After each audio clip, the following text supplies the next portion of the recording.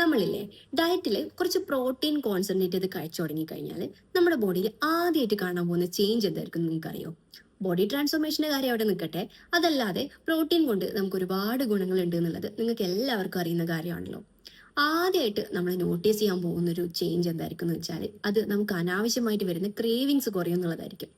Protein എന്ന് പറയുന്നത് കുറച്ച് ഹെവി ആയിട്ടുള്ള സാധനമാണല്ലോ. അപ്പോൾ അത് ഡൈജസ്റ്റ് ആവാൻ വേണ്ടിയിട്ട് കുറച്ച് ടൈം എടുക്കും. അപ്പോൾ ഈ ഒരു ടൈം പീരീഡിൽ നമുക്ക് അനാവശ്യമായിട്ടുള്ള ക്രേവിങ്സ് തോന്നില്ല. രണ്ടാമത്തെ കാര്യം, സഡൻ ആയിട്ടുള്ള എനർജി ക്രാഷസ് ഉണ്ടാവില്ല. നമ്മൾ പ്രോട്ടീന്റെ കൂടെ ബാലൻസ്ഡ് മീലാണ് കഴിക്കുന്നതെങ്കിൽ നമ്മുടെ എനർജി ലെവൽസും നോർമൽ ആയിട്ട് തന്നെ പോകും. മൂന്നാമത്തെ കാര്യം മസിൽ റിക്കവറിയാണ്. നമ്മൾ ജിമ്മിലൊക്കെ പോയി തുടങ്ങുന്ന ഒരു ഇനീഷ്യൽ ഫേസിൽ നമുക്ക് മസിൽ സോർനെസ്സും പെയിനും ഒക്കെ കുറച്ച് കൂടുതലായിട്ട് ഫീൽ ചെയ്യല്ലോ. ഗ്രാജ്വലി ഇത് കുറഞ്ഞു വരേണ്ടതാണ്. ഇനി ഇതിങ്ങനെ കുറയുന്നില്ല എന്നാണെങ്കിൽ നമ്മുടെ റിക്കവറി പ്രോപ്പർ അല്ല എന്നാണ് അതിന്റെ അർത്ഥം.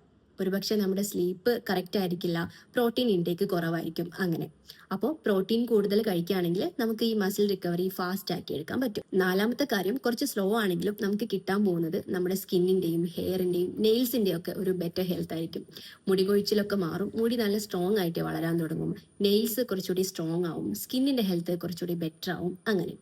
അപ്പോൾ ഡയറ്റിൽ പ്രോട്ടീൻ പ്രയോറിറ്റൈസ് ചെയ്യാന്നുള്ളത് അത്ര ഒരു ഈസി ടാസ്ക് അല്ല എന്നുള്ളത് നമുക്ക് എല്ലാവർക്കും അറിയുന്ന കാര്യമാണ്, അല്ലെ?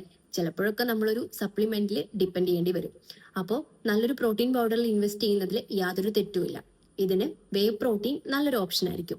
അപ്പോൾ ഇതുപോലെ പ്രോട്ടീൻ കൂടുതലായിട്ട് കഴിച്ചു തുടങ്ങിയതിന് ശേഷം നിങ്ങൾ നിങ്ങളുടെ ബോഡിയിൽ ആദ്യമായിട്ട് നോട്ടീസ് ചെയ്തിട്ടുള്ള ചേഞ്ചസ് എന്തൊക്കെയാണെന്നുള്ളത് കമന്റ് ബോക്സിൽ ഒന്ന് കമന്റ് ചെയ്യൂ.